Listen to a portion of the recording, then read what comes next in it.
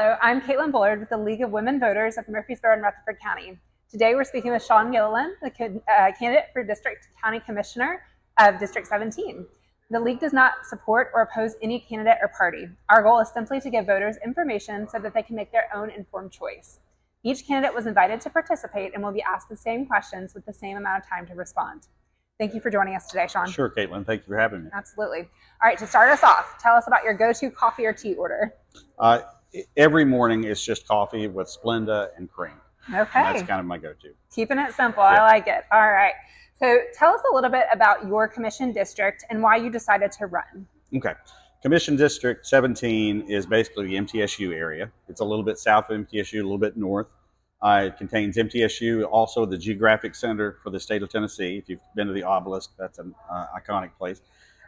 We have Reeves Rogers Elementary, St. Rose schools, some good schools, good churches, and it's that older area of Murfreesboro just around MTSU. Okay. Our county commissioner, Jeff Phillips, is retiring after she was first elected in 2002, so quite a long service. And so it was an open seat, and I was going around asking folks, hey, we're going to have an open seat. We don't have anybody running. We got to have some good representation. And my dad always told me, don't ask people to do something that you're not willing to do yourself. So eventually, I decided that this would be a good way for me to kind of give back to my community and an extension of the nonprofit service and other things that I've done. Okay, thank you so much for sharing that. Can you tell us about an issue that's important in your district and what your position is on that issue? Certainly. As I've been going around, one of the other things about the district is we've got a gated community. We've got some great old established neighborhoods, and we got a lot of apartments.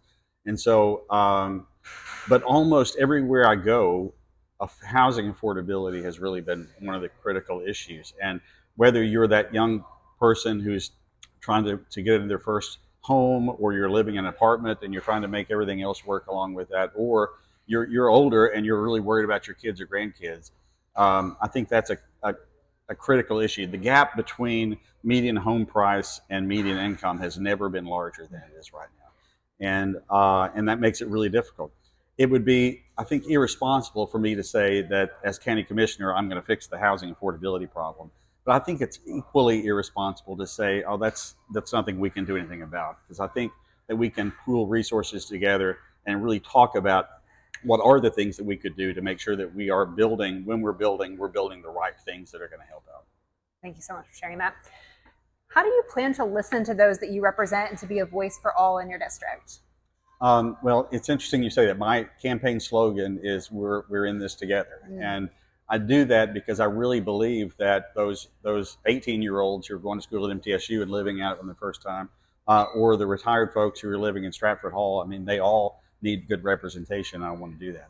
We've never had more means of communication than we do in 2026, but I feel like less communication.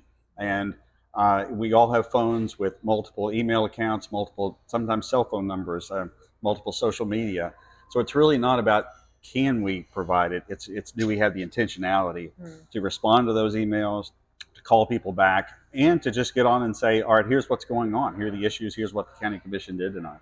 We have one particular county commissioner who's really good at giving sort of short video summaries of what happened in the meetings, and I hope to kind of follow that lead. Excellent.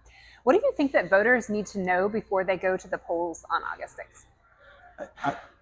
Local elections matter, and we tend to get focused. If you watch TV, you're going to see all the commercials for people running for statewide office and national office, but really there's the most impact that can have on you is in local races, and so I think it's very important. I think we've got good people running on both sides of the aisle, and but I would think that if I had to tell you why I think that I would be the right person for this job, I think I've got good ideas, but I also have the right temperament. We've had a problem with our members of our local government getting along with each other and working together, and I think that's been my natural go-to state is to listen to different opinions, different ideas, get people in the same room and work out a compromise, and I think that's what we need. Okay. All right, our last question for you. How can community members connect with you if they have questions between now and Election Day for you?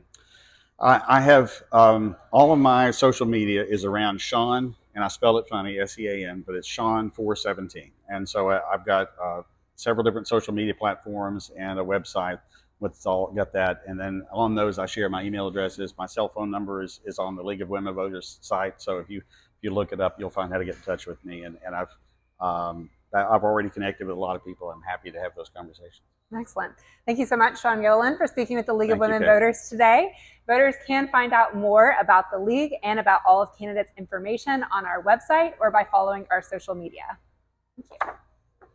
All right. Thank you so much. So